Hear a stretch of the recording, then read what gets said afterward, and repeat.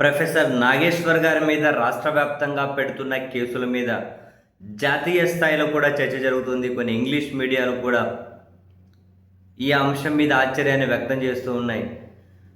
ఒక national media professor నాగేశ్వర్తో ఒక face to face మాట్లాడుతూ ఆ జర్నలిస్ట్ ఆశ్చర్యపోతూ ఉన్నారు.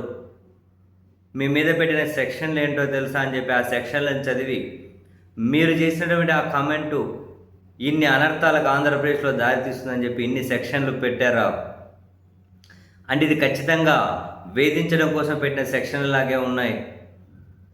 మీరు ఏమని దీని మీద స్పందిస్తారు అని చెప్పి సరే నాగేశ్వర్ గారు సమాధానం చెప్పిన తర్వాత ఆ ఇంగ్లీష్ రిపోర్టర్ అంటూ ఉన్నారు, మరి ఆంధ్రప్రదేశ్లో ప్రజలు ఇవన్నీ గమనించట్లేదా?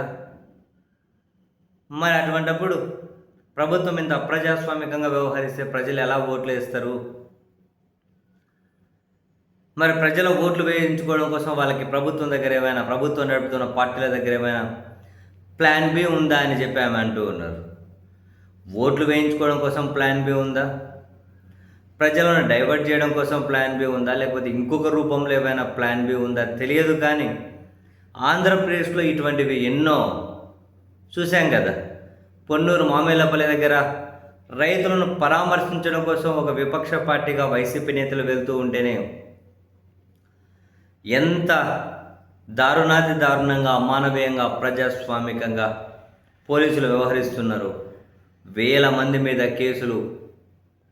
అసలు వాళ్ళు చేస్తున్నటువంటి పాలన మీద ఎక్కడా వాళ్ళు చర్చను కోరుకోకుండా ఏదో వాళ్ళని వ్యతిరేకించే పార్టీ, ప్రభుత్వాన్ని ప్రశ్నించే జర్నలిస్టులు వీళ్ళ టార్గెట్గా చెలరేగిపోతూ ఉన్నారు. ఇవన్నీ చూస్తే ఒక ఇంగ్లీష్ రిపోర్టర్కే కాదు, ఆంధ్రప్రదేశ్లో ఆయన గల్లీ స్థాయిలో పనిచేసే ఆయన సిటీ కేబుల్ జర్నలిస్ట్ అనబడే వాళ్ళు ఉన్నా వాళ్ళకు కూడా అదే ప్రశ్నే వస్తుంది, అదే అనుమానమే వస్తుంది. మరి గెలవడానికి ఏమైనా ప్లాన్ బి ఉందా? ఎందుకు ఇంత టూ మచ్గా వ్యవహరిస్తున్నారు అని ఈవెన్ తెలుగుదేశం పార్టీ అనుకూలరే చెబుతారు. చంద్రబాబు నాయుడు గారి విధానం మరీ ఇంత దారుణంగా ఉండదు, మరి ప్రభుత్వాన్ని ఎవరు నడుపుతున్నారో ఏమోనని తెలుగుదేశం పార్టీ వాళ్ళే అంటూ ఉంటారు. ఈవెన్ ప్రకాష్ గారు లాంటి వాళ్ళు కూడా ఒక వీడియో రిలీజ్ చేశారు. ఏంటి ఆంధ్రప్రదేశ్లో నడుస్తున్నది ప్రభుత్వమేనా? ఆ ప్రభుత్వం ప్రజాస్వామ్యబద్ధంగానే ఏర్పడిందా?